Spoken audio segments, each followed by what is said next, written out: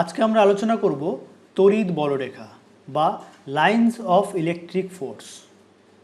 আমরা এর আগে তড়িৎ ক্ষেত্র তথা তড়িৎ ক্ষেত্র প্রাবল্যের একটা ধারণা পেয়েছি। সেখানে আমরা কি দেখেছি যে কোনো একটি অঞ্চলে একটি আধানকে নিয়ে এলে পরে সেই আধানটির জন্য তার চারপাশে একটা তড়িৎ ক্ষেত্র তৈরি হয়। কীরকম ব্যাপারটা, যে এই রকম একটা ধরো প্লাস কিউ আধান আমরা নিয়ে এই জায়গাতে রাখলাম, তাহলে কি হবে, এই আধানটির জন্য তার চারপাশের অঞ্চলের মধ্যে একটা বিশেষ পরিবর্তন আসবে বা চারপাশের অঞ্চলটি একটি বিশেষ বৈশিষ্ট্য অর্জন করবে, অর্থাৎ এই আধানটির জন্য তার চারপাশে একটা তড়িৎ ক্ষেত্র তৈরি হবে এবং সেই তড়িৎ ক্ষেত্রের মধ্যে অন্য কোনো আধানকে নিয়ে এলে পরে সে একটি বল অনুভব করে, যেটাকে আমরা বলছি তড়িৎ বল। এটা আমরা দেখেছি। অর্থাৎ ধরে নাও এই যে প্লাস কিউ আধানটির জন্য তার চারপাশে একটা তড়িৎ ক্ষেত্র তৈরি হচ্ছে, যেই তড়িৎ ক্ষেত্র প্রাবল্যের মান কত, ই।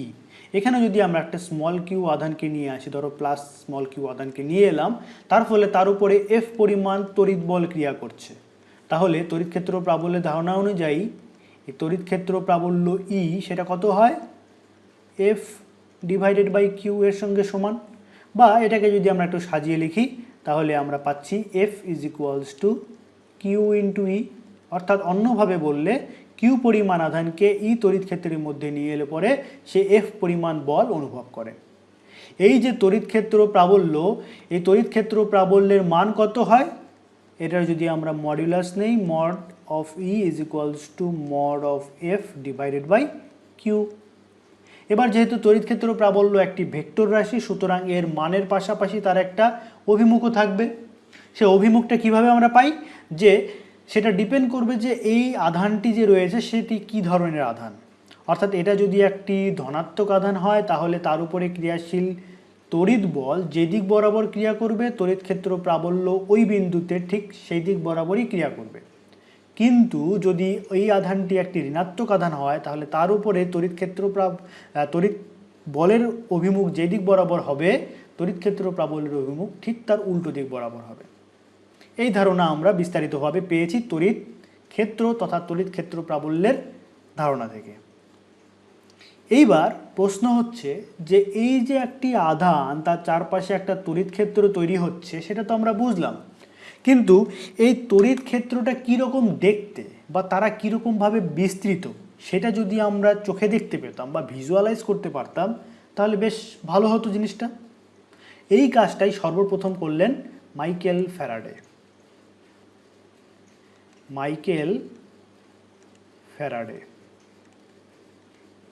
তিনি সর্বপ্রথম একটি আধানের চারপাশে তৈরি হওয়া তড়িৎ ক্ষেত্র কীরকম দেখতে বা কিভাবে তারা বিস্তৃত সেটাকে ভিজুয়ালাইজ করার জন্য বা চোখে দেখার সহায়ক করার জন্য সর্বপ্রথম এই তড়িৎ বলরেখার ধারণা উপস্থাপন করলেন। তড়িৎ বলরেখার ধারণা প্রথম আমাদের সামনে উপস্থাপন করলেন। তিনি কি বললেন, যে কোনো একটি আধানের জন্য তার চারপাশে যে তড়িৎ ক্ষেত্র তৈরি হচ্ছে, সেই তড়িৎ ক্ষেত্রটাকে আমরা তড়িৎ বলরেখা দ্বারা ব্যাখ্যা করতে পারি বা তড়িৎ বলরেখা দ্বারা আমরা বুঝতে পারি যে সেই আধানটির চারপাশে যে তড়িৎ ক্ষেত্র তৈরি হচ্ছে সেটা কীরূপভাবে বিস্তৃত। সেটার জন্য কি করলেন, তিনি বললেন যে ধরো এই যে প্লাস কিউ আধানটি, আমরা যে একটা প্লাস কিউ আধানকে এই জায়গাতে রাখলাম, তাহলে এই আধানের চারপাশে একটা তড়িৎ ক্ষেত্র তৈরি হচ্ছে। এবার এই তড়িৎ ক্ষেত্রের মধ্যে ধরে নাও একটা স্মল প্লাস কিউ আধানকে আমি এর কাছাকাছি নিয়ে এলাম, এখানে নিয়ে এসে এটাকে আমি ছেড়ে দিলাম। কি হবে, এটা যেহেতু একটা প্লাস আধান, এটাও একটা প্লাস আধান, অর্থাৎ সমজাতীয় আধান, এরা কি করবে, পরস্পরকে বিকর্ষণ করবে। তাহলে এই যে ছোট্ট ক্ষুদ্র আধানটি রয়েছে, ক্ষুদ্র আধানটি এই আধানের তড়িৎ ক্ষেত্র দ্বারা বিকর্ষিত হবে, অর্থাৎ এর থেকে দূরে সরে যেতে চাইবে। ধরে নাও এটা এই দিক বরাবর দূরে সরে গেল, তাহলে এই আধানটি যেই দিক বরাবর গমন করবে সেই দিক বরাবর একটা রেখা কল্পনা করলে সেই রেখাটি হচ্ছে এই আধানের তড়িৎ বলরেখা। এই আধানটিকে যদি আমি এইখানে রাখতাম তাহলে এই আধানটি ধরে নাও এই দিক বরাবর মুভ করত। যদি আধানটিকে আমি এইখানে রাখতাম তাহলে ধরে নাও এটা এই দিক বরাবর মুভ করত। যদি আধানটিকে আমি এইখানে রাখতাম তাহলে সে ধরে নাও এই দিক বরাবর মুভ করত। যদি আধানটিকে আমি এইখানে রাখতাম তাহলে ধরে নাও সেটা এই দিক বরাবর মুভ করত। তাহলে বোঝা গেল যে এই আধানটির জন্য যে চারপাশে তড়িৎ ক্ষেত্র তৈরি হচ্ছে সেটা এই তড়িৎ বলরেখা দ্বারা ব্যাখ্যা করা যায়, বা তড়িৎ বলরেখা দ্বারা আমরা বুঝতে পারছি যে কোনো একটি আধানকে যদি আমি এই জায়গাতে রাখি বা এই জায়গাতে রাখি বা এই জায়গাতে রাখি, তাহলে এই জায়গাতে যে কোনো একটা জায়গাতে রাখলে পরে সেটা সবসময় এই দিক বরাবরই মুভ করবে। বোঝা গেল? তাহলে এইগুলি হচ্ছে তড়িৎ বলরেখা। তাহলে তড়িৎ বলরেখা কি তার একটা ধারণা আমরা পেলাম। এবার তড়িৎ বলরেখার কিছু বিশেষ বৈশিষ্ট্য রয়েছে। এই বৈশিষ্ট্যগুলো যদি আমরা জানি, তাহলে আমরা তড়িৎ বলরেখা সম্বন্ধে আরও একটা স্পষ্ট ধারণা আমরা তৈরি করতে পারব। তাহলে এবার দেখা যাক এই যে তড়িৎ বলরেখার মধ্যে কি কি বৈশিষ্ট্য রয়েছে। এর আগে আমি একটা কথা এখানে বলে রাখি, এই যে আমরা বললাম মাইকেল ফ্যারাডে যেই কথাটি বললেন যে কোনো একটি আধান তার চারপাশে একটা তড়িৎ ক্ষেত্র রয়েছে, সেই তড়িৎ ক্ষেত্রকে ভিজুয়ালাইজ করার জন্য তিনি সর্বপ্রথম আমাদের সামনে তড়িৎ বলরেখার ধারণা উপস্থাপন করলেন। অর্থাৎ তড়িৎ বলরেখা দ্বারা আমরা বুঝতে পারবো যে তার কোনো একটি আধানের চারপাশে তড়িৎ ক্ষেত্রটা কীরূপ দেখতে বা তারা কীরূপভাবে বিস্তৃত। কিন্তু এইখানে একটা কথা বারবার মনে রাখতে হবে, এই যে তড়িৎ বলরেখা এরা কিন্তু বাস্তবে অস্তিত্ব নেই। এটা আমরা আমাদের সুবিধার জন্য কল্পনা করে নিচ্ছি যে তড়িৎ বলরেখাগুলি এই রকম দেখতে হয়। তথা তড়িৎ বলরেখার ধারণা একটা কাল্পনিক ধারণা, এটার কোনো বাস্তব অস্তিত্ব নেই। তাহলে বিভিন্ন পরীক্ষা নিরীক্ষা স্থির তড়িতের আলোচনার ক্ষেত্রে পরবর্তীতে আমরা যত এগোতে থাকবো তত দেখতে থাকবো যে আমরা বিভিন্ন পরীক্ষা নিরীক্ষার মাধ্যমে বিভিন্ন ঘটনা আমাদের সামনে চোখে এসেছে, বিভিন্ন ফলাফল আমাদের সামনে চোখে এসেছে, সেগুলোকে ব্যাখ্যা করার জন্য ধরে নেওয়া হয় যে তড়িৎ বলরেখার মধ্যে কতগুলো বৈশিষ্ট্য রয়েছে এবং এই বৈশিষ্ট্যগুলি একটা তড়িৎ বলরেখার মধ্যে আছে, এটা ধরে নিলে পরেই এই তড়িৎ বলরেখা দ্বারা ওই সমস্ত ঘটনাগুলোকে ব্যাখ্যা করা সহজ হয়। বোঝা গেল কথাটা? তাহলে প্রথমে আমরা দেখব যে এই তড়িৎ বলরেখাগুলির মধ্যে যে বৈশিষ্ট্যগুলি রয়েছে সেগুলি কি কি। প্রথম বৈশিষ্ট্যতে কি বলা হয়েছে? প্রথম বৈশিষ্ট্যতে বলা হয়েছে যে তড়িৎ বলরেখাগুলি ধনাত্মক আধান থেকে নির্গত হয় এবং ঋণাত্মক আধানে এসে মিলিত হয়। তোমরা এই সকল বৈশিষ্ট্যগুলি, আমি এখানে যে কটা বৈশিষ্ট্য কথা বলবো তড়িৎ বলরেখা সম্বন্ধে, তড়িৎ বলরেখার বৈশিষ্ট্যগুলি তোমরা একটু মন দিয়ে দেখো, কারণ এগুলোকে ধরে নিলে পরেই তোমরা পরবর্তীতে যত কিছু পড়বে সেগুলো আমাদেরকে ব্যাখ্যা করা অনেক বেশি সহজ হবে। ঠিক আছে, কি কি বৈশিষ্ট্য? প্রথম বৈশিষ্ট্যটা হচ্ছে কি যে তড়িৎ বলরেখাগুলি ধনাত্মক আধান থেকে নির্গত হয় এবং ঋণাত্মক আধানে এসে মিলিত হয়। অর্থাৎ ধরে নাও এইরকম একটি ধনাত্মক আধান আমাদের কাছে আছে, তাহলে এই যে ধনাত্মক আধান থেকে তড়িৎ বলরেখাগুলি নির্গত হচ্ছে, সবসময় মনে রাখতে প্রথম কথা হচ্ছে ধনাত্মক আধান থেকে তড়িৎ বলরেখাগুলি নির্গত হয়। অর্থাৎ তড়িৎ বলরেখাগুলি এই দিক বরাবর নির্গত হবে, এইরকম এইরকম এইরকম এইরকম এইরকম এইরকম এবং এইরকম। অর্থাৎ কোনো একটি ধনাত্মক আধান থেকে তড়িৎ বলরেখাগুলি বাইরের দিকে নির্গত হয়। আর ঋণাত্মক আধানের ক্ষেত্রে যদি আমরা একটা ঋণাত্মক আধানকে নিই, সেই ক্ষেত্রে এই তড়িৎ বলরেখাগুলি এই আধানে এসে মিলিত হয়। বোঝা গেল কথাটা? কি বললাম? প্রথম বৈশিষ্ট্য কি বললো? প্রথম বৈশিষ্ট্যতে বলা হলো যে কোনো একটি আধানের তড়িৎ বলরেখা সেটা ডিপেন্ড করবে যে আধানটা কি ধরনের দেখতে বা কি ধরনের আধান। সেটা যদি ধনাত্মক আধান হয় তাহলে তার জন্য যে তড়িৎ বলরেখাগুলি থাকবে সেটা আধান থেকে নির্গত হবে, আর যদি সেটা ঋণাত্মক আধান হয় তাহলে তার ক্ষেত্রে তড়িৎ বলরেখাগুলি তার মধ্যে এসে মিলিত হবে। বোঝা গেল? ঋণাত্মক আধানে এসে মিলিত হয়। এটা হচ্ছে তড়িৎ বলরেখার প্রথম বৈশিষ্ট্য, সেটা আমরা জানলাম। দ্বিতীয় বৈশিষ্ট্য কি? দ্বিতীয় বৈশিষ্ট্যতে বলা হয়েছে যে দুটি আধান, একটি পজিটিভ আধান আর একটি নেগেটিভ আধানকে পাশাপাশি রাখলে তড়িৎ বলরেখাগুলি ধনাত্মক আধান থেকে নির্গত হয় ও ঋণাত্মক আধানে শেষ হয়। অর্থাৎ এখানে বলতে চাওয়া হয়েছে, যদি ধরে নাও এই রকম একটি আমি আধানকে নিলাম ধনাত্মক আধান, আর একটা ঋণাত্মক আধানকে এর পাশে রাখলাম, তাহলে এই যে দেখলাম প্রথম বৈশিষ্ট্য থেকে ধনাত্মক আধান থেকে তড়িৎ বলরেখাগুলি নির্গত হয় আর ঋণাত্মক আধানে এসে তড়িৎ বলরেখাগুলি মিলিত হয় বা সেখানে এসে শেষ হয়। তাহলে এইখান থেকে যে তড়িৎ বলরেখাগুলি বেরোবে, সেই তড়িৎ বলরেখাগুলি, মনে করে এখান থেকে একটা তড়িৎ বলরেখা বেরোলো, সেটা কোথায় গিয়ে শেষ হবে? সেটা ঋণাত্মক আধানে গিয়ে শেষ হয়ে যাবে। এখান থেকে মনে করে একটা তড়িৎ বলরেখা বেরোলো, সেটা এই আধানে গিয়ে শেষ হবে। পজিটিভ আধান থেকে বেরোবে, নেগেটিভ আধানে গিয়ে শেষ হবে। বোঝা গেল? এইরকমভাবে এইরকমভাবে এসে শেষ হবে। আমরা সবগুলো দেখালাম না এখানে, খালি কয়েকটা একে দেখালাম। তোমরা বুঝতে পারছো নিশ্চয়ই যে ধনাত্মক আধান থেকে তড়িৎ বলরেখাগুলি সবসময় বাইরের দিকে বের হয়, আর ঋণাত্মক আধানে এসে সবসময় তড়িৎ বলরেখাগুলি এসে মিলিত হয় এইরকমভাবে এসে মিলিত হবে। বোঝা গেল কথাটা? তাহলে একটা ধনাত্মক আধান এবং একটি ঋণাত্মক আধানকে যদি পাশাপাশি রাখি, তাহলে ধনাত্মক আধান থেকে নির্গত তড়িৎ বলরেখাগুলি ঋণাত্মক আধানে এসে শেষ হয়। কিন্তু যদি ধরো এখানে যদি দুটো ধনাত্মক আধান থাকতো, তাহলে কি হতো? ধরে নাও এখানে আমরা একটা ধনাত্মক আধানকে রাখলাম, এই ধরে নাও একটা ধনাত্মক আধানকে আমি রাখলাম, এর পাশে আমি আরেকটা ধনাত্মক আধানকে রাখলাম, সেই ক্ষেত্রে কি হবে? কারণ এখানে ধনাত্মক আধান, এখান থেকে তড়িৎ বলরেখাগুলি বেরোবে, এখান থেকে ধনাত্মক আধান থাকবে, সেটার থেকেও তড়িৎ বলরেখা বেরোবে।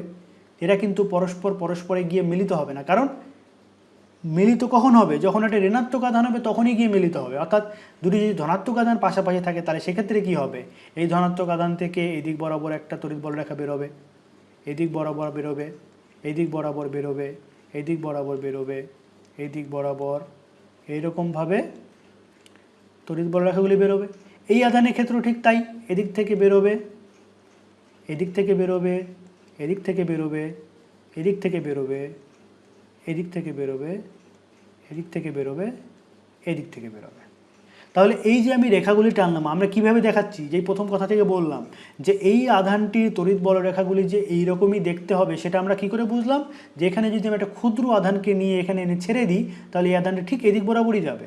যদি আধানটিকে এখানে এনে আমি ছেড়ে দিই, তাহলে আধানটা ঠিক এদিক বরাবরই যাবে। যদি আধানটিকে এখানে এনে ছেড়ে দিই, তাহলে এদিক বরাবরই যাবে। অর্থাৎ সেই দিক বরাবর একটা রেখা কল্পনা করেছি, সেগুলোকে আমরা বলছি তড়িৎ বলরেখা। এগুলো হচ্ছে তড়িৎ বলরেখা। কার? এই আধানটির বা এই আধানটির তড়িৎ বলরেখা। বোঝা গেল দ্বিতীয় বৈশিষ্ট্য কি? এবার দেখব যে তড়িৎ বলরেখার তৃতীয় বৈশিষ্ট্যতে কি বলা হয়েছে। তৃতীয় বৈশিষ্ট্যে বলা হয়েছে যে বলরেখার উপরে যে কোনো বিন্দুতে স্পর্শক বা ট্যানজেন্ট ওই বিন্দুতে তড়িৎ ক্ষেত্র প্রাবল্য ই এর দিক নির্দেশ করে। কি বললো কথাটা? ধরে নাও এখানে আমরা একটা ধনাত্মক আধানকে রেখেছি, তাহলে ধনাত্মক আধানের জন্য তার চারপাশে একটা তড়িৎ ক্ষেত্র তৈরি হচ্ছে, যে তড়িৎ ক্ষেত্রকে আমরা এরকম তড়িৎ বলরেখা দ্বারা এক্সপ্রেস করছি। তাহলে এইখানে যদি আমি মনে করো একটা আধানকে রাখলাম, অন্য একটা ক্ষুদ্র আধানকে নিয়ে এলাম এই আধানটির কাছে, তাহলে কি হবে? এই আধানটি একটা দিকে মুভ করবে। ধরে নাও আমি ফর এক্সাম্পল আমি বললাম যে আধানটি এইভাবে মুভ করলো, অর্থাৎ এদিক বরাবর চলে গেল। আধানটি এখানে ছিল, এখানে এনে যখন ছেড়ে দিলাম, আধানটি ঠিক এই রেখা বরাবর দূরে সরে গেল এই আধানটি থেকে। তাহলে এই যে আধানটি এই বিন্দুতে, যেই বিন্দুতে, যে কোনো একটা বিন্দুতে, মনে করো এই বিন্দুতে যদি আমি একটা স্পর্শক টানি এই রেখাটির ওপরে, এই রেখাটির ওপরে একটা যদি আমি একটা স্পর্শক টানি, ঠিক আছে, স্পর্শকটা আর একটু সুন্দর করে আঁকি তাহলে বোঝা যাবে। এইরকম মনে করে একটা স্পর্শক আঁকলাম। স্পর্শক আঁকলে পরে এই স্পর্শকের যে অভিমুখ, সেই দিক বরাবর হবে এই বিন্দুতে তড়িৎ ক্ষেত্র প্রাবল্যের অভিমুখ। কি বললাম কথাটা? আরেকবার শোনো। ধরে নাও আমি অন্য একটা আঁকছি। মনে করো এই যে আধানটি রয়েছে তার চারপাশে একটা তো তড়িৎ ক্ষেত্র তৈরি হচ্ছে। এখন তড়িৎ ক্ষেত্র কীরকমভাবে আমরা এক্সপ্রেস করছি? আমরা তড়িৎ বলরেখা দ্বারা এক্সপ্রেস করছি। এখন আমি জানতে চাই যে এই আধানটির জন্য যে কোনো একটা পয়েন্ট, মনে করো ধরে নাও আমি জানতে চাই যে এই বিন্দুতে তড়িৎ ক্ষেত্রের প্রাবল্যের অভিমুখ কোন দিক বরাবর হবে। কিভাবে জানবো? তড়িৎ ক্ষেত্র প্রাবল্যের মান তো আমরা জেনে যাই। তড়িৎ ক্ষেত্র প্রাবল্যের মান কত হয়? আমরা জানি E = 1/4 পাই এপসাইলন নট। এটা যদি প্লাস ক্যাপিটাল কিউ আধান হয়, তাহলে এটা কত হবে? Q divided by R square. ধরে নাও এই পয়েন্ট থেকে এই পয়েন্টের ডিস্টেন্সটা হচ্ছে আর ডিস্টেন্স। তাহলে আমি বুঝে গেলাম যে এই আধান থেকে এই আর দূরত্বে এই বিন্দুতে তড়িৎ ক্ষেত্র প্রাবল্যের মান কত হচ্ছে? 1/4 pi epsilon naught Q divided by R square. এটুকু তো আমরা ম্যাথমেটিক্যালি পেয়ে যাচ্ছি। কিন্তু যদি আমাদের জানতে হয় যে এই তড়িৎ ক্ষেত্র প্রাবল্যের অভিমুখ কোন দিক বরাবর হবে, কারণ তড়িৎ ক্ষেত্র প্রাবল্য তো একটা ভেক্টর রাশি, তাহলে এই বিন্দুতে এই তড়িৎ ক্ষেত্র প্রাবল্যের অভিমুখ কোন দিক বরাবর হবে সেটা জানার জন্য কি করা হয়? একটা ক্ষুদ্র আধানকে এই জায়গাতে আমি এনে ছেড়ে দিলাম। তাহলে দেখা গেল এই আধানটি এইখান থেকে দূরে সরে যাবে, মনে করে নাও যে এই আধানটি এইখান থেকে ঠিক ধরে নাও কথার কথা এইরকমভাবে দূরে সরে গেল। তাহলে যেই বিন্দুতে আমরা তড়িৎ ক্ষেত্র প্রাবল্যের অভিমুখ নির্ণয় করতে চাইছি সেই বিন্দুতে যদি আমরা একটা স্পর্শক আঁকি, ধরে নাও এইরকম একটা স্পর্শক আমি আঁকলাম, ঠিক আছে? তাহলে এই স্পর্শকের এই বিন্দুতে এই তড়িৎ বলরেখার উপরে এই বিন্দুতে অঙ্কিত স্পর্শকের যে অভিমুখ সেই দিক বরাবর এই তড়িৎ ক্ষেত্র প্রাবল্যের অভিমুখ হবে। অর্থাৎ এই আধানটির জন্য এই বিন্দুতে তড়িৎ ক্ষেত্র প্রাবল্যের অভিমুখ নির্ণয় করতে হলে এখানে যদি আমি একটি আধানকে নিয়ে আসি, ক্ষুদ্র আধান, সেটি যেই দিক বরাবর মুভ করবে সেদিক বরাবর একটা তড়িৎ বলরেখা আমরা কল্পনা করতে পারি। এই বিন্দুতে তড়িৎ বলরেখার উপরে একটা স্পর্শক আঁকলে পরে স্পর্শকের যে অভিমুখ, স্পর্শকটা যেই দিক বরাবর ক্রিয়া করবে সেই দিক বরাবর হবে এই বিন্দুতে তড়িৎ ক্ষেত্র প্রাবল্যের অভিমুখ। এই কথাটি এখানে বলা হয়েছে যে বলরেখার উপরে যে কোনো বিন্দুতে স্পর্শক ওই বিন্দুতে তড়িৎ ক্ষেত্র প্রাবল্য ই এর দিক নির্দেশ করে। পরিষ্কার বোঝা গেল 3 নম্বর বৈশিষ্ট্যটা কি। এবার দেখব চতুর্থ বৈশিষ্ট্যতে কি বলা হয়েছে। তার জন্য কি করি, আমরা একটু নিচের দিকে নামিয়ে নিয়ে আসি, এখানে জায়গা নেই। 3 নম্বর বৈশিষ্ট্য আমরা দেখলাম। আচ্ছা, এবার দেখব 4 নম্বর বৈশিষ্ট্যতে কি বলা হচ্ছে।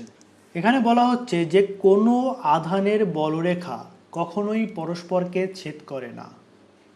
কি বললাম কথাটা আরেকবার বলি, যে কোনো আধানের বলরেখা মানে তড়িৎ বলরেখা কখনোই পরস্পরকে ছেদ করে না। এখানে কি দেখলাম, মনে করো এই যে আধানটি, এর থেকে তড়িৎ বলরেখাগুলো বেরোচ্ছে, এখানে একটা বেরোচ্ছে, এখান দিকে একটা বেরোচ্ছে, এখান দিয়ে একটা বেরোচ্ছে, এখান দিয়ে একটা, এখান দিয়ে এখানে বেরোচ্ছে। এক্ষেত্রেও আমরা দেখলাম বেরোচ্ছে। কথাটা বলা হচ্ছে, ধরে নাও এই যে একটা বলরেখা বেরোলো বা এই একটা বলরেখা বেরোলো, তাহলে কোনো একটি আধান থেকে যে বলরেখাগুলি বেরোচ্ছে এরা কখনোই পরস্পরকে ছেদ করবে না। অর্থাৎ ধরে নাও আমি এখানে কোনো একটা আধানকে রাখলাম, তার জন্য একটা তড়িৎ বলরেখা মনে করো এই দিক বরাবর যাচ্ছে, আরেকটা তড়িৎ বলরেখা মনে করো, কথার কথা আমি এক্সাম্পল হিসাবে বলছি, যে সেটা এই দিক বরাবর যাচ্ছে। এটা কিন্তু কোনোদিন হয় না, কিন্তু কেন হয় না সেটাই আমি তোমাদেরকে বোঝাচ্ছি। ধরো না একটা তড়িৎ বলরেখার অভিমুখ হচ্ছে আমাদের এই দিক বরাবর, আরেকটা তড়িৎ বলরেখার অভিমুখ হচ্ছে এই দিক বরাবর। তাহলে এই দুটো তড়িৎ বলরেখা পরস্পরকে ছেদ করলো কোন জায়গাতে, এই জায়গাতে। তার মানে এই জায়গাতে তড়িৎ ক্ষেত্র প্রাবল্যের অভিমুখ তা জানার জন্য আমরা কি দেখলাম 3 নম্বর বৈশিষ্ট্যতে। 3 নম্বর বৈশিষ্ট্যতে বলা হয়েছে কোনো একটা বিন্দুতে তড়িৎ ক্ষেত্র প্রাবল্যের অভিমুখ জানার উপায় হচ্ছে সেই বিন্দু দিয়ে যে তড়িৎ বলরেখা যাচ্ছে সেই বিন্দুতে তড়িৎ বলরেখার উপরে একটা স্পর্শক আঁকো, সেই স্পর্শকটা যে দিক বরাবর ক্রিয়া করবে তড়িৎ ক্ষেত্র প্রাবল্যের অভিমুখ ওই বিন্দুতে সেই দিক বরাবর ক্রিয়া করবে। তাহলে এই বিন্দুতে যদি তড়িৎ ক্ষেত্র প্রাবল্যের অভিমুখ জানতে হয় তাহলে এখানে আমরা একটা স্পর্শক টানতে হবে, একটা ট্যানজেন্ট রাখতে হবে। তার জন্য কি করলাম, এখন মনে করো এই যে একটা তড়িৎ বলরেখা যাচ্ছে তার জন্য ট্যানজেন্টের অভিমুখটা কোন দিক বরাবর হবে, এদিক বরাবর। আবার এটার জন্য তড়িৎ বলরেখার অভিমুখ ধরে নাও এই দিক বরাবর, ঠিক আছে? এই দিক বরাবর তড়িৎ বলরেখাটা, এটা একটু এলোমেলো হয়ে গেল, এটা সুন্দর করে একবার আঁকি, এইরকম ধরে নাও। তাহলে এই বিন্দুতে এই দিক বরাবর একটা তড়িৎ ক্ষেত্র প্রাবল্যের অভিমুখ নির্দেশ করছে, এই দিকটা তো নির্দেশ করছে। অর্থাৎ কোনো একটি আধানকে যদি আমি এখানে এনে ছেড়ে দিই তাহলে আধানটি এই দিকেও যেতে পারে এই দিকেও যেতে পারে। সেটা কি কোনো সম্ভব? একটা আধান দুই দিকে কি করে যাবে? কখনোই যেতে পারে না। সে হয় এদিকে যাবে নয় এদিকে যাবে। সেটা তাহলে এখানে একটা কন্ট্রাডিকশন চলে এলো যে কোনো একটি তড়িৎ বলরেখা, দুটি তড়িৎ বলরেখা যদি পরস্পরকে ছেদ করে তাহলে ছেদ বিন্দুতে কোনো একটি আধানের গতির অভিমুখ দুটো পসিবল দিক হতে পারে, এই দিক বরাবরও হতে পারে এই দিক বরাবর হতে পারে। কিন্তু একটা আধান তো একটা দিকেই যাবে, একটা আধান তো দুটো দিকে যেতে পারে না। সুতরাং দুটো তড়িৎ বলরেখা কখনোই পরস্পরকে ছেদ করতে পারে না। বোঝা গেল কথাটা আমি কি বললাম, যে দুটি তড়িৎ বলরেখা যদি পরস্পরকে ছেদ করে তাহলে ছেদ বিন্দুতে আমরা দুটি বলরেখার জন্য দুটো স্পর্শক টানতে পারবো। তাহলে স্পর্শক কোন দিক কি নির্দেশ করে, স্পর্শক নির্দেশ করে যে ওই বিন্দুতে তড়িৎ ক্ষেত্র প্রাবল্যের অভিমুখ কোন দিক বরাবর হবে। এবার যদি আমরা একটা ক্ষুদ্র ধনাত্মক আধানকে এখানে ছেড়ে দিই তাহলে আমরা কি জানি, সেটি কোন দিক বরাবর মুভ করবে, তড়িৎ ক্ষেত্র প্রাবল্য যেদিক বরাবর ক্রিয়া করছে আধানটি সেদিক বরাবর মুভ করবে। তাহলে আধানটি এদিক বরাবর মুভ করতে পারে এদিক বরাবর মুভ করতে পারে, কিন্তু এইখানে আধানটি তো দুটি দিকে যেতে পারে না, এটা একটা দিকেই যাবে। অর্থাৎ যেটা আমরা ধরে নিচ্ছিলাম যে দুটি তড়িৎ বলরেখা পরস্পরকে ছেদ করছে সেটা কখনোই সম্ভব নয়। এই কথাটি বলা হয়েছে যে কোনো আধানের বলরেখা কখনোই পরস্পরকে ছেদ করে না। বোঝা গেল পরিষ্কার। এইবার আমরা দেখব পঞ্চম নাম্বার বৈশিষ্ট্যতে কি বলা হয়েছে। 5 নম্বর বৈশিষ্ট্যতে বলা হয়েছে যে মাইকেল ফ্যারাডে ইনি প্রথম আমাদের তড়িৎ বলরেখার ধারণা দিলেন। তার মতানুসারে তিনি বললেন যে এই যে তড়িৎ বলরেখাগুলি এটি একটি টান করা রবারের ফিতার মতো আচরণ করে, অর্থাৎ তারা দৈর্ঘ্য বরাবর সংকুচিত হবার চেষ্টা করে। কি বলতে চাওয়া হয়েছে আরেকবার পড়ি। মাইকেল ফ্যারাডের মতে এই বলরেখাগুলি একটি টান করা রবারের ফিতার মতো আচরণ করে, অর্থাৎ তারা দৈর্ঘ্য বরাবর সংকুচিত হওয়ার চেষ্টা করে। অর্থাৎ এইখানে আমরা যেই ছবিটা দেখলাম, এখানে একটা জিনিস খেয়াল করো, এই কথাটাই এখানে বলা হয়েছে। দেখো এই যে আধানটি রয়েছে, এই আধান থেকে তড়িৎ বলরেখাগুলি বেরোচ্ছে এরকমভাবে, ঠিক আছে। এই আধানটি থেকে যে তড়িৎ বলরেখাগুলি বেরোচ্ছে সেটা ঋণাত্মক আধানে গিয়ে শেষ হয়ে যাচ্ছে প্রথম বৈশিষ্ট্য অনুযায়ী। তাহলে ধনাত্মক আধান থেকে বের হবে, ঋণাত্মক আধানে শেষ হবে, সেটা দেখছি ঋণাত্মক আধানে সব মিলিত হয় আর ধনাত্মক আধান থেকে বের হয়। আর দ্বিতীয় বৈশিষ্ট্য কী বলা হলো, যদি একটা ধনাত্মক একটা ঋণাত্মক পাশাপাশি রাখি তাহলে ধনাত্মক আধান থেকে যেটা বেরোবে সেটা ঋণাত্মক আধানে গিয়ে শেষ হয়ে যাবে। এইবার একটা জিনিস খেয়াল করো যে এই যে আধান থেকে তড়িৎ বলরেখাগুলি বেরোচ্ছে, এই তড়িৎ বলরেখাগুলি এইভাবেই কেন বেরোলো? এটা তো এরকমভাবে বেরোতে পারতো। এই যে আধানটি রয়েছে আর এখানে ঋণাত্মক আধানটি রয়েছে, এটা তো এরকমভাবে সরাসরি এরকমভাবে গিয়ে মিলিত হলো, তাই তো? যদি এরকমভাবে মিলিত না হয়ে এটা তো এরকমভাবে মিলিত হতে পারতো, এরকমভাবে গিয়ে তারপরে এখানে গিয়ে মিলিত হতো পারতো। এটা এরকমভাবে গিয়ে এরকমভাবে এসে মিলিত হতে পারতো পারতো, তা তো করলো না। তারা কি করলো যে এরা যতটা সম্ভব কাছাকাছি যাওয়া যায়, এরা তো পরস্পরকে ছেদ করতে পারবে না। আমরা দেখেই নিলাম যে দুটি বলরেখা কখনোই পরস্পরকে ছেদ করতে পারবে না। তাহলে এই দুটো ছেদ করতে পারবে না, কিন্তু এরা যত কাছাকাছি থাকতে পারে বা এরা যতটা সংকুচিত হয়ে যেতে পারে, এটা একদম সবচেয়ে শর্টেস্ট। এরপরে কি হবে? এরপরে এই রকম বরাবর যাবে। এটা যে আমি দেখিয়েছি এগুলো যাচ্ছে, এর মাঝখানে কিন্তু অনেক প্রচুর সংখ্যক তড়িৎ বলরেখা আছে। তো সেগুলো তো আমার ছবি এঁকে সবসময় দেখানো সম্ভব না, মানে একটা ভিজুয়ালাইজ করার জন্য আমি দেখাচ্ছি কয়েকটা এঁকে, কিন্তু এর মাঝখানে কিন্তু কয়েক লক্ষ আছে ধরে নাও, কথার কথা। তো সেরকমই এইরকম একটা তড়িৎ বলরেখা যাচ্ছে, এরকম একটা তড়িৎ বলরেখা যাচ্ছে, তাহলে তড়িৎ বলরেখাগুলি তো ফাঁকা দূর হয়ে যেতে পারতো, কিন্তু না, এরা যতটা সম্ভব কাছাকাছি হয়ে যাওয়ার চেষ্টা করে। অর্থাৎ একটা যেটা সোজাসুজি সরাসরি দৈর্ঘ্য বরাবর চলে গেছে, তার পরেরটা এর যতটা কাজ দিয়ে যেতে পারে ততটা কাজ দিয়ে যাওয়ার চেষ্টা করে, তারপরেরটা যতটা কাজ দিয়ে যাওয়ার চেষ্টা করতে পারে ততটাই যাচ্ছে। কারণ এটা কি করছে? একটা টান করা রবারের ফিতার মতো আচরণ করছে। এটা যতটা সম্ভব দৈর্ঘ্য বরাবর সংকুচিত হতে চাইছে, এটা এরকমভাবে বিস্তৃতভাবে থাকতে চাইছে না। এটা চাইছে যতটা কম ডিস্টেন্স কভার করে আমি যেতে পারি, এরকম লং ডিস্টেন্স কভার করে আমি যাব না। আমি যতটা শর্ট গিয়ে এটার সঙ্গে গিয়ে মিলিত হতে পারি। কথাটা বোঝা গেল আমি কি বললাম? যে কোনো একটি আধান থেকে যে তড়িৎ বলরেখাগুলি নির্গত হচ্ছে, সেই তড়িৎ বলরেখাগুলি একটা টান করা রবারের ফিতার মতো আচরণ করে, অর্থাৎ তারা দৈর্ঘ্য বরাবর সংকুচিত হওয়ার চেষ্টা করে। তারা তো এরকম খুব ফ্রিলি একটা বেশ জায়গা নিয়ে ধীরে সুস্থে এখান থেকে এখানে যেতে পারতো, কিন্তু না, তারা একদম কাছাকাছি যতটা পরিমাণে সংকুচিত হয়ে যেতে পারে সেরকম যাওয়ার চেষ্টা করছে। কারণ এটা হচ্ছে তাদের একটা বৈশিষ্ট্য, এটা চায় সবসময় তারা দৈর্ঘ্য বরাবর সংকুচিত হতে, যতটা কম ডিস্টেন্স কভার করে, যতটা কম লেন্থে তারা একটা জায়গা থেকে আরেকটা জায়গাতে যেতে পারে। বোঝা গেল 5 নম্বর বৈশিষ্ট্যটা। এবার আমরা দেখব 6 নম্বর বৈশিষ্ট্যতে কি বলা হয়েছে। 6 নম্বর বৈশিষ্ট্যতে বলা হয়েছে যে বলরেখাগুলি সবসময় আহিত পরিবাহী থেকে সমকোণে নির্গত হয় ও সমকোণে মিলিত হয়। কি বললাম আরেকবার বলি, যে বলরেখাগুলি সবসময় আহিত পরিবাহী থেকে সমকোণে নির্গত হয় ও সমকোণে মিলিত হয়। অর্থাৎ বলা হয়েছে যে আমরা কি বলেছি যে একটা আহিত বস্তু, সেটা সবসময় যেটা আহিত আধানই হতে হবে তাও নাও হতে পারে। ধরে নাও এরকম একটা বস্তু রয়েছে, ঠিক আছে, এইরকম একটা বস্তু রয়েছে যাকে আমরা ধনাত্মক আধানে আহিত করেছি। এবার প্রথম বৈশিষ্ট্য থেকে কী দেখলাম? ধনাত্মক আধান থেকে তড়িৎ বলরেখাগুলি বাইরে নির্গত হয়। আর যদি ঋণাত্মক আধান হয়, অর্থাৎ ধরে নাও আমার কাছে এইরকম একটা পরিবাহী আছে যাকে আমরা ঋণাত্মক আধানে আহিত করেছি, বোঝা গেল? তাহলে এই যে ধনাত্মক আধান, এই ধনাত্মক আধান থেকে যে তড়িৎ বলরেখাগুলি নির্গত হবে, সেই তড়িৎ বলরেখাগুলি সবসময় সমকোণে নির্গত হবে। ধনাত্মক আধান প্রথম বৈশিষ্ট্য অনুযায়ী আধান থেকে পজিটিভ চার্জ থেকে সবসময় তড়িৎ বলরেখাগুলি বাইরের দিকে বের হয়, কিন্তু বাইরের দিকে কীরূপভাবে বেরোবে? সে বাইরের দিকে সবসময় লম্বভাবে বেরোবে, এইরকম এইরকম। বোঝা গেল কথাটা?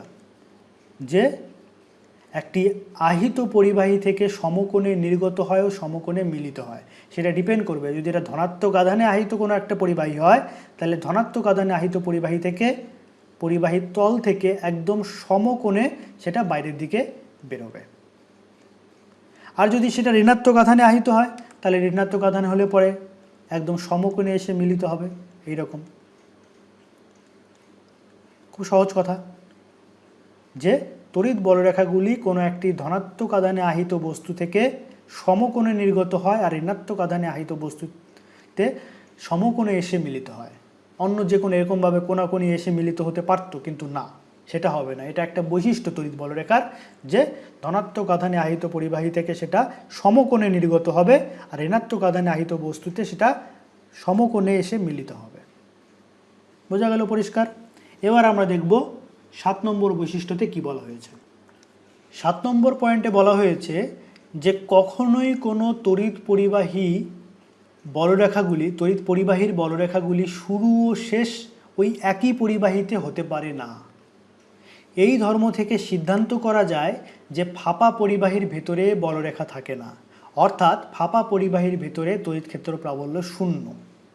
তোমরা এই যে বৈশিষ্ট্যটা, এটা একটু মন দিয়ে শুনে রাখো, এটা একটু জেনে রাখো। এটা বিস্তারিতভাবে আমরা এক্ষুনি ব্যাখ্যা করতে সেইভাবে পারবো না। এর পরবর্তীতে যখন আমরা তড়িৎ বিভব সম্বন্ধে ধারণা পাবো, তড়িৎ বিভবের ধারণা থেকে এই জিনিসটাকে আরও সহজভাবে, অনেক সুন্দরভাবে ব্যাখ্যা করা যায়। তবু আমি একটা ধারণা দিচ্ছি, আমরা যখন পরবর্তীতে তড়িৎ ক্ষেত্রের সম্বন্ধে যখন আরও এগোবো, স্থির তড়িতের আলোচনা, তখন দেখব যে একটা ফাঁপা পরিবাহীর ভেতরে কোনো তড়িৎ বলরেখা থাকে না, বা ফাঁপা পরিবাহীর ভেতরে তড়িৎ ক্ষেত্র প্রাবল্য শূন্য। আমরা বিভিন্ন ক্ষেত্রে দেখব যে একটা পরিবাহীর ক্ষেত্রে তার ভেতরে, তার বাইরে, তার পৃষ্ঠে তড়িৎ ক্ষেত্র প্রাবল্য কত, সেই আলোচনার ক্ষেত্রে এগুলোকে আমরা অনেক বিস্তারিতভাবে আলোচনা করব। তবে এটা জেনে রাখো যে একটা তড়িৎ বলরেখার এটা একটা অন্যতম বৈশিষ্ট্য যে এই যে একটা পরিবাহী, এই পরিবাহীর ক্ষেত্রে কি হলো, এই পরিবাহী থেকে আধানগুলো, তড়িৎ বলরেখাগুলি বাইরের দিকে বেরোচ্ছে। মনে করো এইরকম একটা আমার কাছে একটা বস্তু আছে, ঠিক আছে? এই জায়গাটা আমি একটু উপরে করে নিই, এইরকম, ঠিক আছে? ধরে নাও আমার কাছে এইরকম একটা বস্তু আছে, যেটা একটা আহিত বস্তু। এবার এই বস্তু থেকে কি হবে? তড়িৎ বলরেখাগুলো বেরোবে। এই তল থেকে যে তড়িৎ বলরেখা বেরোবে একদম সমকোণে বেরোবে।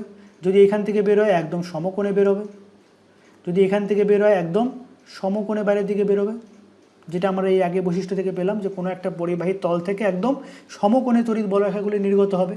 তাহলে এটা যদি একটা আহিত পরিবাহী হয়, তাহলে তার থেকে যে তড়িৎ বলরেখাগুলি নির্গত হচ্ছে মানে তার মধ্যে ধনাত্মক আধান রয়েছে। বলা হচ্ছে যে এই তড়িৎ বলরেখাগুলি কখনোই এই পরিবাহীতে এসেই মিলিত হবে, এটা কখনোই হতে পারে না।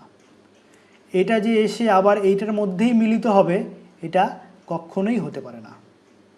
কথা বোঝা গেল? এটাই হচ্ছে এই 7 নম্বর বৈশিষ্ট্যের মূল বক্তব্য, যে কোনো তড়িৎ পরিবাহীর বলরেখাগুলির শুরু এবং শেষ ওই একই পরিবাহীতে কখনোই হতে পারে না। অর্থাৎ কোনো একটা পরিবাহী থেকে যদি তড়িৎ বলরেখা বের হয়, তাহলে সেই বলরেখা আবার ঘুরে এই পরিবাহীতে এসে মিলিত কখনোই হতে পারে না। বা যদি মনে করো এটা ঋণাত্মক আধানে আহিত হয়, অর্থাৎ এটা যদি মনে করো এরকম একটা বস্তু হলো, এইরকম একটা বস্তু, এবার এক্ষেত্রে কি হচ্ছে, তড়িৎ বলরেখাগুলি মনে করো এরকমভাবে এসে সমকোণে মিলিত হচ্ছে, ঠিক আছে? এরকম এসে সমকোণে মিলিত হচ্ছে। তাহলে এইখানেও একই কথা প্রযোজ্য। সেটা হচ্ছে যে এই যেই তড়িৎ বলরেখাটি এখানে এসে মিলিত হচ্ছে, সেই তড়িৎ বলরেখাটির শুরু তো কখনোই এটার মধ্যে থেকে হতে পারে না। বোঝা গেল কথাটা? কি বললাম? যে যেই তড়িৎ বলরেখাগুলি এখানে এসে মিলিত হচ্ছে, সেই তড়িৎ বলরেখার শুরু এই একই পরিবাহী থেকে হবে, এটা কখনোই হতে পারে না। এই কথাটি এখানে বলা হয় যে কোনো পরিবাহীর বলরেখাগুলি শুরু এবং শেষ ওই একই পরিবাহীতে হতে পারে না। অর্থাৎ এই ধর্ম থেকে সিদ্ধান্ত করা যায় যে ফাঁপা পরিবাহীর ভেতরে কোনো তড়িৎ বলরেখা থাকে না, অর্থাৎ ফাঁপা পরিবাহীর ভেতরে তড়িৎ ক্ষেত্র প্রাবল্য শূন্য। আমরা যখন পরবর্তীতে আরও আলোচনা এগোতে থাকব তখন একটা জিনিস লক্ষ্য করব যে এই রকম ধরে নাও আমার কাছে একটা পরিবাহী আছে, গোলীয় পরিবাহী, মনে করো ফুটবলের মতো গোলক, এরকম একটা পরিবাহী গোলক রয়েছে। এখন এই পরিবাহী গোলককে মনে করো প্লাস আধানে আহিত করলাম, এরকম প্লাস আধানে আহিত করলাম ধনাত্মক আধান দ্বারা। তাহলে ধনাত্মক আধান দ্বারা আহিত করলে তার থেকে তড়িৎ বলরেখা বেরোবে, ঠিক কি না? এরকমভাবে তড়িৎ বলরেখা বেরোবে, এরকমভাবে তড়িৎ বলরেখা বেরোবে, বেরোবে, বেরোবে, এরকমভাবে বেরোবে। বলা হয় যে এই তড়িৎ বলরেখাগুলি ঘুরে আবার এই পরিবাহীতে এসে শেষ হবে, সেটা কোনোদিনই সম্ভব না। তার কারণ কি? এই পরিবাহীর ভেতরে, এই ভেতরে তড়িৎ ক্ষেত্র প্রাবল্যের মান শূন্য, ভেতরে তড়িৎ ক্ষেত্র প্রাবল্যের মান শূন্য হয়। কোনো একটা ফাঁপা পরিবাহীর ভেতরে তড়িৎ ক্ষেত্র প্রাবল্যের মান শূন্য। ফাঁপা না, সেটা যদি নিরেট পরিবাহী হয় তার ক্ষেত্র হবে। এটা নিয়ে আমরা পরবর্তীতে আরও বিস্তারিতভাবে আলোচনা করব। ঠিক আছে, বোঝা গেল কথাটা? যে কোনো একটা ফাঁপা পরিবাহী বা একটা সলিড যদি এটা পরিবাহী হয়, অপরিবাহী না হয়, একটা পরিবাহী একটা সলিড হোক বা ফাঁপা হোক, তার ভেতরে তড়িৎ ক্ষেত্র প্রাবল্য সবসময় শূন্য। বোঝা গেল 7 নম্বর বৈশিষ্ট্যটা কি? এবার দেখব 8 নম্বরটা কি বলা হয়েছে। 8 নম্বর পয়েন্টে বলা হয়েছে যে বলরেখার সংখ্যা গণনা করার জন্য ধরা হয় যে কিউ আধানের বলরেখার সংখ্যা কিউ বাই এপসাইলন। এপসাইলনের ধারণা আমরা পেয়েছি, এপসাইলনটাকে বলা হয় মাধ্যমের তড়িৎ ভেদ্যতা। এটা নিয়ে আমরা বিস্তারিতভাবে আলোচনা করেছি, এর উপর একটা ভিডিও রয়েছে, তড়িৎ ভেদ্যতা, আপেক্ষিক তড়িৎ ভেদ্যতা এবং পরাবৈদ্যুতিক ধ্রুবক। তোমরা যদি না দেখে থাকো তাহলে ভিডিওটি দেখো, এখানে বেশ কিছু জিনিস জানার রয়েছে। তাহলে মাধ্যমের তড়িৎ ভেদ্যতা হচ্ছে এপসাইলন। আর যদি সেটা শূন্য মাধ্যম হয় তাহলে সেটাকে আমরা কি লিখি? Epsilon not. অর্থাৎ এখানে আমরা লিখতে পারি, তড়িৎ ভেদ্যতার যে ভিডিওটি রয়েছে সেখানে আমরা বিস্তারিতভাবে আলোচনা করেছি, এটাকে আমরা লিখতে পারি Q by epsilon not into K. K হচ্ছে ওই মাধ্যমটির, যেই মাধ্যমে আমরা হিসাব করছি সেই মাধ্যমের পরাবৈদ্যুতিক ধ্রুবক কে। আর এপসাইলন নট হচ্ছে শূন্য মাধ্যমের পরাবৈদ্যুতিক ধ্রুবক বা শূন্য মাধ্যমের তড়িৎ ভেদ্যতা। বোঝা গেল কথাটা? তাহলে এইখানে কি বলা হয়েছে সেটা আমরা দেখি। এখানে বলা হয়েছে যে বলরেখার সংখ্যা গণনা করার জন্য ধরা হয় যে কিউ আধানের বলরেখার সংখ্যা কিউ বাই এপসাইলনের সঙ্গে সমান। কি বললো কথাটা? বলা হয়েছে যে আমরা এখানে দেখলাম কি, এখানে আমরা দেখলাম যে একটা আধান যদি আমি রাখি, ধরে নাও একটা প্লাস আধান রয়েছে, প্লাস কিউ আধান, তাহলে এর থেকে তড়িৎ বলরেখাগুলি বাইরের দিকে বেরোচ্ছে, এরকমভাবে বাইরের দিকে বেরোচ্ছে। আরও এরকম অসংখ্য রয়েছে, আমি সবগুলো আঁকলাম না, ঠিক আছে? এরকমভাবে বেরোচ্ছে। তাহলে আমার বলার বক্তব্য হচ্ছে এটাই যে এখানে যদি এই যে আধানটি, এই আধান থেকে কতগুলো তড়িৎ বলরেখা বেরোচ্ছে সেটা আমি কিভাবে পরিমাপ করব? কথাটা বোঝা গেল? প্রশ্নটা কি আমার, যে কোনো একটি আধান থেকে তড়িৎ বলরেখা তো বেরোচ্ছে, কিন্তু একটা আধান থেকে কতগুলো তড়িৎ বলরেখা বেরোচ্ছে সেই পরিমাপটা আমরা কিভাবে করব? যদি এই আধানের পরিমাণ কিউ হয়, যদি আধানের পরিমাণ ধরে নাও প্লাস কিউ, ঠিক আছে, এই যে আধানটির পরিমাণ প্লাস কিউ, তাহলে এই আধান থেকে নির্গত বলরেখার সংখ্যা পরিমাপ করার জন্য আমাদেরকে আরেকটা জিনিস জানতে হয়, সেটা হচ্ছে যে এই আধানটি কোন মাধ্যমে রাখা হয়েছে, সেই মাধ্যমের তড়িৎ ভেদ্যতা কত। যদি এই মাধ্যমের তড়িৎ ভেদ্যতা এপসাইলন হয় তাহলে আমরা বলতে পারি যে এই আধান থেকে নির্গত তড়িৎ বলরেখার সংখ্যা হবে কিউ বাই এপসাইলন। বোঝা গেল? যে কোনো একটি আধান থেকে নির্গত তড়িৎ বলরেখার সংখ্যা পরিমাপ করার পদ্ধতি হচ্ছে এই আধানের মান, তাকে যদি আমরা এই পারিপার্শ্বিক মাধ্যমে তড়িৎ ভেদ্যতা দ্বারা ভাগ করে দিই তাহলে যা পাবো সেটা হচ্ছে এই আধান থেকে নির্গত তড়িৎ বলরেখার সংখ্যা। এটা আমরা আরও একটা স্পষ্ট ধারণা পাবো পরবর্তীতে যখন আমরা তড়িৎ ফ্লাক্স বা ইলেকট্রিক ফ্লাক্সের ধারণা পাবো তখন। তোমরা এই বৈশিষ্ট্যটাকে এখন মনে রাখো, যেমনটা আমরা এই বৈশিষ্ট্যের কথা বললাম। যখন আমরা দেখব যে কোনো একটা পরিবাহীর বাইরে কোনো একটা বিন্দু, মনে করে একটা পরিবাহী রয়েছে যেটা বললাম গলীয় পরিবাহী, সেই গলীয় পরিবাহীটাকে আমি কিছু পরিমাণ আধান দ্বারা আহিত করলাম, তাহলে এটা একটা আহিত পরিবাহী, তাহলে এর থেকে তড়িৎ বলরেখাগুলো বেরোচ্ছে। এবার আহিত পরিবাহীর জন্য তার চারপাশে একটা তড়িৎ ক্ষেত্র তৈরি হচ্ছে, সেই তড়িৎ ক্ষেত্রের প্রাবল্য বিভিন্ন জায়গায় বিভিন্ন রকম। আমি দেখব যে এই তড়িৎ পরিবাহীর জন্য তার থেকে আর দূরত্বে মনে করো এই জায়গাতে তড়িৎ ক্ষেত্র প্রাবল্য সেটা দেখতে চাই, তার পৃষ্ঠে তড়িৎ ক্ষেত্র প্রাবল্য তো কত সেটা দেখতে চাই, তার ভেতরে তড়িৎ ক্ষেত্র প্রাবল্য সেটা দেখতে চাই। এগুলো নিয়ে আমরা পরবর্তীতে বিস্তারিতভাবে আলোচনা করব। তখন এই ব্যাপারগুলো ধারণা অনেক বেশি স্পষ্ট হবে যে কেন তড়িৎ ক্ষেত্র প্রাবল্য একটা পরিবাহীর ভেতরে শূন্য হয়। তার কারণ যে কোনো একটা পরিবাহী থেকে তড়িৎ বলরেখা যদি বের হয়, সেই পরিবাহীতে তড়িৎ বলরেখা কখনোই প্রবেশ করতে পারে না সেই একই পরিবাহীতে। এখানেও ঠিক তাই, সেখানে যে ধারণাটা পেলাম যে কোনো একটি বলরেখা মানে কোনো একটা আহিত বস্তু থেকে, কোনো একটা আহিত আধান থেকে আধান থেকে কত সংখ্যক তড়িৎ বলরেখা বেরোচ্ছে সেটা পরিমাপ করার পদ্ধতি হচ্ছে যে এই আধানটি কোন মাধ্যমে রাখা হয়েছে, সেই মাধ্যমে তড়িৎ ভেদ্যতা দ্বারা ওই আধানটিকে ভাগ করলে পরে যেইটা পাবো সেটাই হচ্ছে এই আধান থেকে নির্গত তড়িৎ বলরেখার সংখ্যা। এই ধারণাটা স্পষ্ট হবে যখন আমরা তড়িৎ ফ্লাক্স বা ইলেকট্রিক ফ্লাক্সের ধারণাটা পাবো তখন। বোঝা গেল? এবার আসছি আমাদের শেষ অর্থাৎ 9 নম্বর যে বৈশিষ্ট্যটা সেটাতে।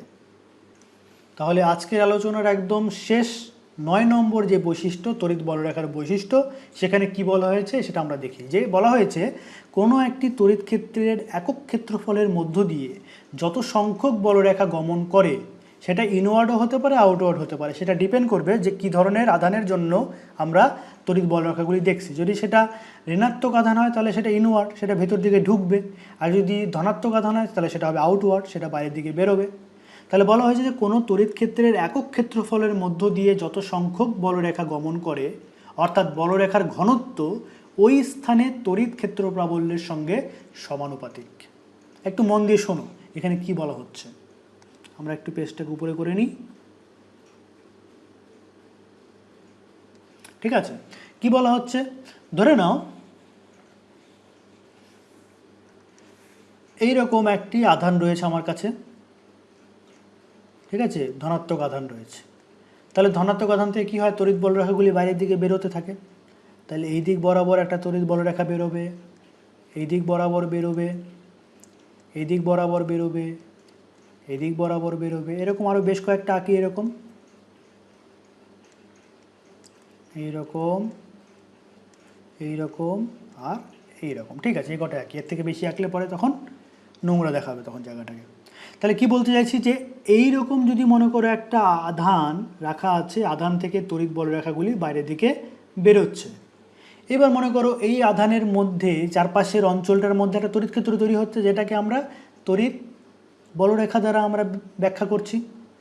এইবার এই জায়গাতে মনে করো দুটো জায়গা আমি কল্পনা করতে বলছি তোমাকে, বলছি ধরো নাও এই একটা জায়গা আর এই একটা জায়গা। বোঝা গেল? এই জায়গাটার নাম ধরে নিলাম আমরা এ, আর এই জায়গাটার নাম ধরে দিলাম আমরা বি। এখন বলো তো এ বিন্দুতে তড়িৎ ক্ষেত্রের প্রাবল্য বেশি নাকি বি বিন্দুতে তড়িৎ ক্ষেত্র প্রাবল্য বেশি? এটা খুব সহজেই আমরা বলতে পারি। আমরা তড়িৎ ক্ষেত্র তথা তড়িৎ ক্ষেত্র প্রাবল্যের ধারণা থেকে দেখেছি যে কোনো একটি আধানের কাছাকাছি অঞ্চলে তড়িৎ ক্ষেত্রের প্রাবল্য বেশি। আমরা যখন আধান থেকে যত দূরে যেতে থাকবো তড়িৎ ক্ষেত্রের প্রাবল্য তত কমতে থাকবে। অর্থাৎ এ বিন্দুতে তড়িৎ ক্ষেত্রের প্রাবল্য কম, এ বিন্দুতে তড়িৎ ক্ষেত্রের প্রাবল্য বেশি, বি বিন্দুতে তড়িৎ ক্ষেত্রের প্রাবল্য কম, কারণ বি বিন্দুটি আধান থেকে অনেক বেশি দূরে অবস্থিত আর এ বিন্দুটি আধানটির অনেক কাছে অবস্থিত। বোঝা গেল কথাটা? এটা আমরা পড়েছি। এবার তড়িৎ বলরেখা দ্বারা এটাকে ব্যাখ্যা করা যায় কিনা আমরা দেখি। তড়িৎ বলরেখার 9 নম্বর বৈশিষ্ট্যতে বলা হয়েছে যে বলরেখার ঘনত্ব ওই স্থানে তড়িৎ ক্ষেত্র প্রাবল্যের সঙ্গে সমানুপাতিক। অর্থাৎ কি বলা হচ্ছে, বলরেখার ঘনত্ব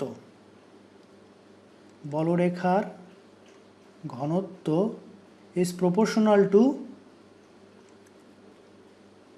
তড়িৎ ক্ষেত্র প্রাবল্য। অর্থাৎ মনে করো এই যে আধানটি রাখা আছে, তার জন্য যে এ পয়েন্টটির কথা আমরা হিসাব করছি, তাহলে এই এ পয়েন্টটিতে এর আশেপাশে কতগুলো তড়িৎ বলরেখা আছে। এই যে তড়িৎ বলরেখা, এখানে একটা তড়িৎ বলরেখা, এখানে একটা তড়িৎ বলরেখা, এখানে তড়িৎ বলরেখা।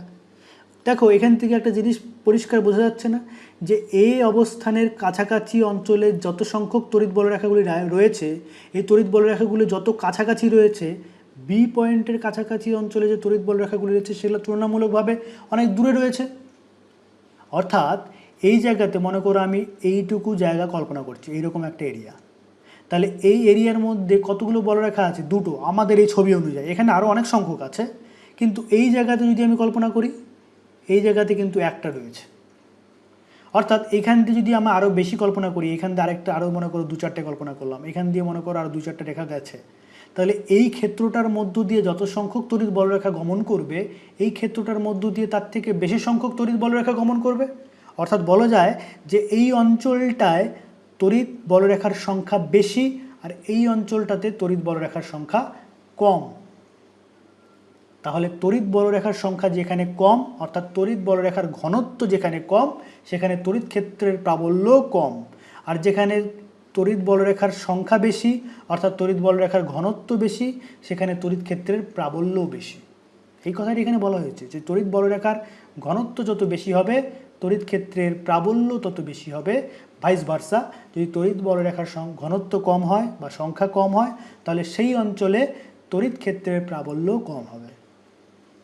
তাহলে যে কথাটি বললাম যে আধানের কাছাকাছি অঞ্চলে তড়িৎ ক্ষেত্রের প্রাবল্য বেশি এবং তার দূরবর্তী অঞ্চলে তড়িৎ ক্ষেত্রের প্রাবল্য কম, তার কারণ কি? আধানের কাছাকাছি অঞ্চলে যে তড়িৎ বলরেখাগুলি রয়েছে সেগুলি অনেক ঘনসন্নিবিষ্ট, অর্থাৎ তারা খুব কাছাকাছি অবস্থিত। কিন্তু যত দূরে যেতে থাকবো, তড়িৎ বলরেখাগুলি অনেক ফাঁকা ফাঁকা থাকবে, অর্থাৎ পরস্পর থেকে অনেক দূরত্বে থাকবে, অর্থাৎ তাদের মধ্যেকার সেই অঞ্চলের তড়িৎ বলরেখার ঘনত্ব সেটা অনেক কম হবে, তাই সেখানে তড়িৎ ক্ষেত্র প্রাবল্য কম। বোঝা গেল? তাহলে তড়িৎ বলরেখার ঘনত্ব দ্বারা কোনো একটা জায়গাতে তড়িৎ ক্ষেত্রের প্রাবল্য কত সেটা আমরা পরিমাপ করতে পারি, বা সেটা আমরা ধারণা করতে পারি তড়িৎ বলরেখা দ্বারা। এইবার একটা কথা মনে পড়ে কিনা দেখো, এর আগের যে ভিডিওটি ছিল সেখানে আমরা কি দেখেছিলাম? এর আগের ভিডিওতে আমরা সুষম তড়িৎ ক্ষেত্রের ধারণা পেয়েছিলাম না একটা? অর্থাৎ আমরা যখন এর আগের ভিডিওতে আমরা আলোচনা করেছিলাম, এর আগের ভিডিওতে আমরা যখন সুষম তড়িৎ ক্ষেত্রে একটা তড়িৎ দ্বিমেরুকে রাখলে সেটা কীরূপ আচরণ করে সেটা ধারণা যখন নিয়েছিলাম, তখন আমরা একটা কথা বারবার বলেছিলাম, সেটা হচ্ছে কি সুষম তড়িৎ ক্ষেত্র। সুষম তড়িৎ ক্ষেত্র, সেই সুষম তড়িৎ ক্ষেত্রে আমরা কি দেখেছিলাম? কতগুলো সমান্তরাল লাইন আঁকছিলাম, তাই না? সুষম তড়িৎ ক্ষেত্রকে বোঝানোর জন্য কতগুলো সমান্তরাল লাইন আঁকছিলাম। সেই সমান্তরাল লাইনগুলোর কি বৈশিষ্ট্য? যে লাইনগুলো পরস্পরের সঙ্গে সমান্তরাল হবে এবং তাদের মধ্যবর্তীকার যে ডিস্টেন্স সেটা সবসময় সমান হবে। তাহলে আমরা বলবো যে এই যে তড়িৎ ক্ষেত্রটি, এটি একটি সুষম তড়িৎ ক্ষেত্র।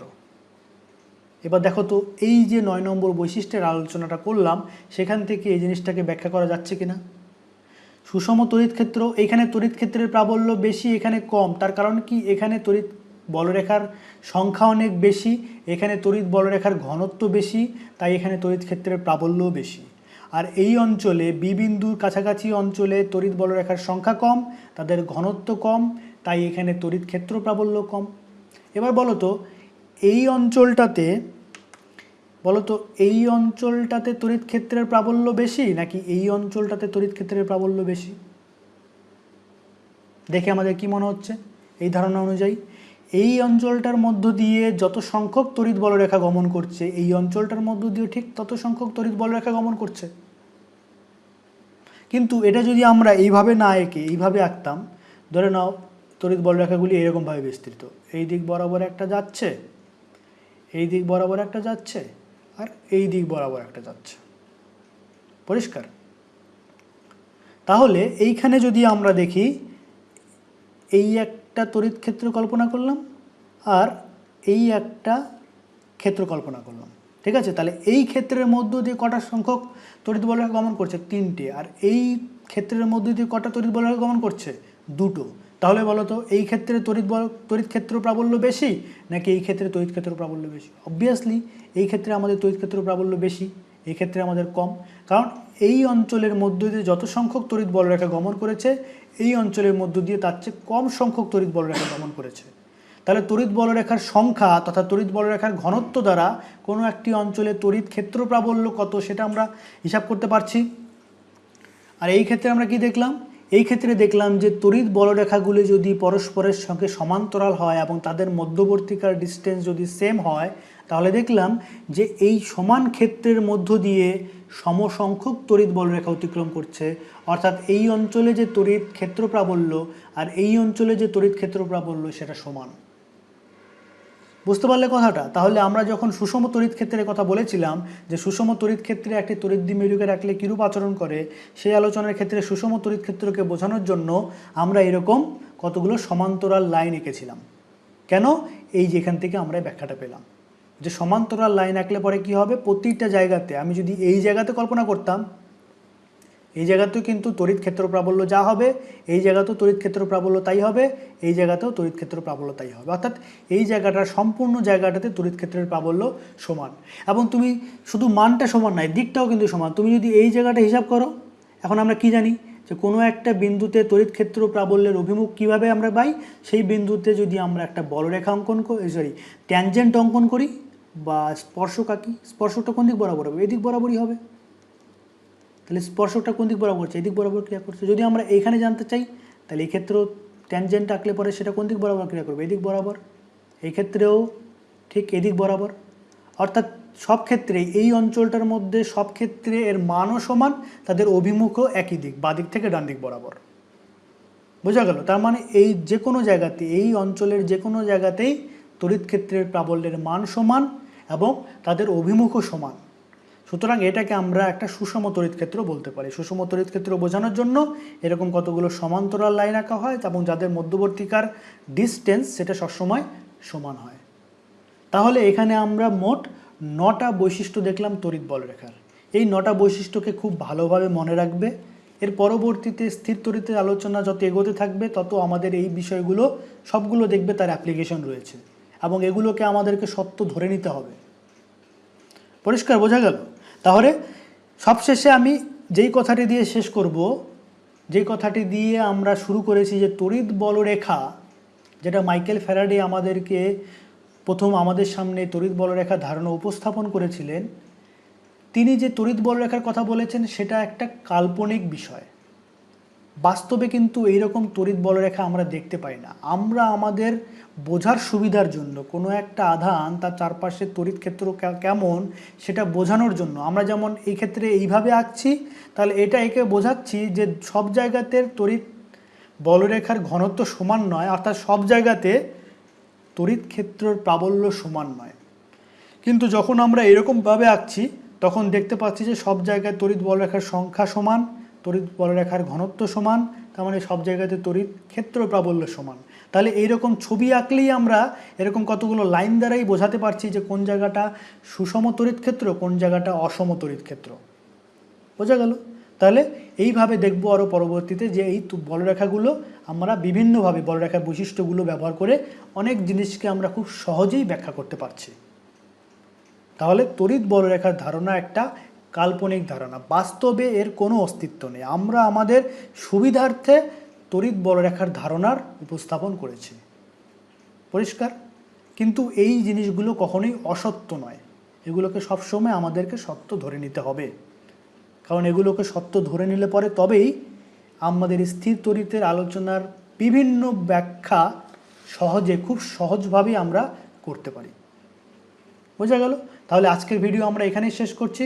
সুস্থ থাকো, ভালো থাকো, সঙ্গে থাকো। ধন্যবাদ।